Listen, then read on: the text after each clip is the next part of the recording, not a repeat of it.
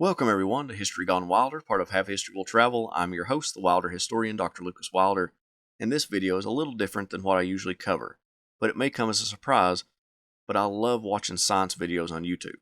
I was directed to a video from the Joe Rogan podcast that featured a debate between archaeologist Flint Dibble and author Graham Hancock.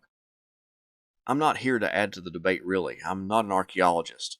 But I'm a historian, and history and archaeology go hand in hand and work with one another. So I wanted to address some things that Hancock was saying in this debate that Dibble didn't confront, but I think is worth discussing. My critique is over methodology and Hancock's inability to understand the fields of archaeology and history. Hancock is an author who believes in the lost civilization of Atlantis and has written many books on the subject, insisting that the technology used to create various megalithic structures came from survivors of this civilization when it was destroyed. Dibble is an archaeologist and he came onto the podcast to debunk Hancock's assertions. He holds a PhD from the University of Cincinnati and is an environmental archaeologist, which is near and dear to my heart because my minor field is environmental history. He focuses on agriculture in ancient Greece, and I focus on agriculture in East Tennessee in the lead up to and during the American Civil War. In the beginning of the debate, a little over 25 minutes into the 4-hour debate, this exchange took place.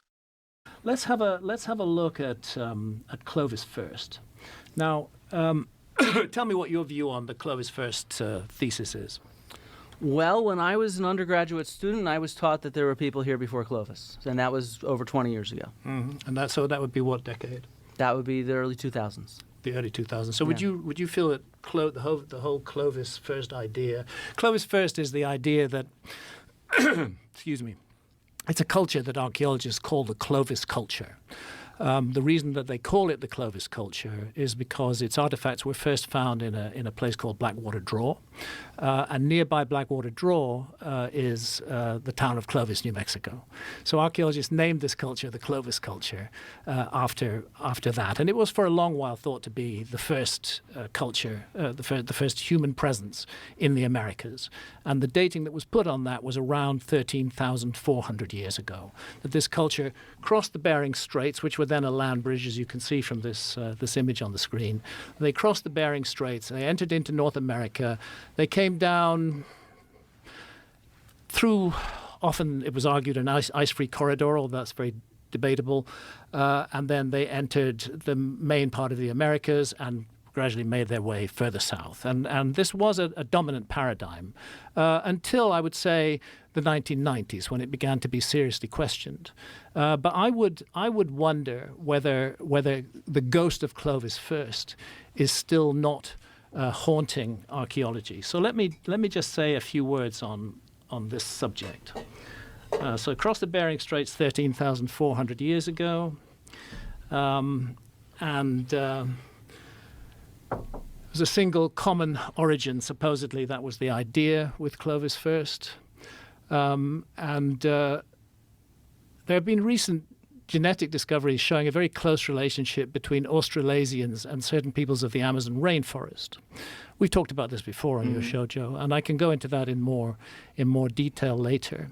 A huge amount of evidence from South America has a bearing on this subject. This is the typical tool set that the Clovis people were thought to have used. Despite the fact that you're telling us that Clovis First has been debunked since the 1990s, really, and you were taught that it was debunked in the 2000s, we can find New Scientist publishing on this in 2013, questioning the Clovis First model. So, Graham brings up a debunked hypothesis and questions why archaeologists are still debunking it in 2013 and later. I think this speaks to Hancock's misunderstanding of fields of study.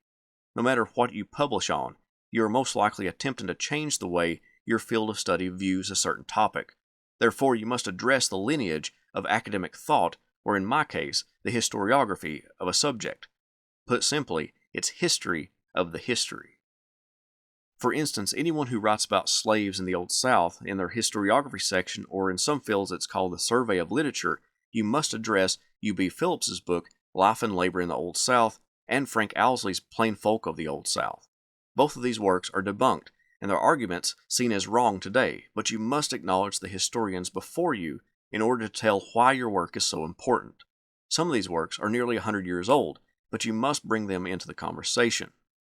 Hancock doesn't understand this, and that's why he brings up that archaeologists are still debunking a topic years after it's debunked.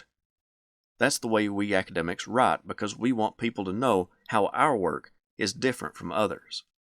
The second thing I want to bring up is about 50 minutes in, and this is the exchange. The submerged continental shelves, the Sahara Desert, and the Amazon alone, these are three large underserved areas by archaeology. And I think it's premature for archaeology to say that they can rule out any possibility of a lost civilization. While there's so much of the Earth that remains to be studied, and actually how much of the so-called developed industrial countries, how much of the land area of those countries have been investigated?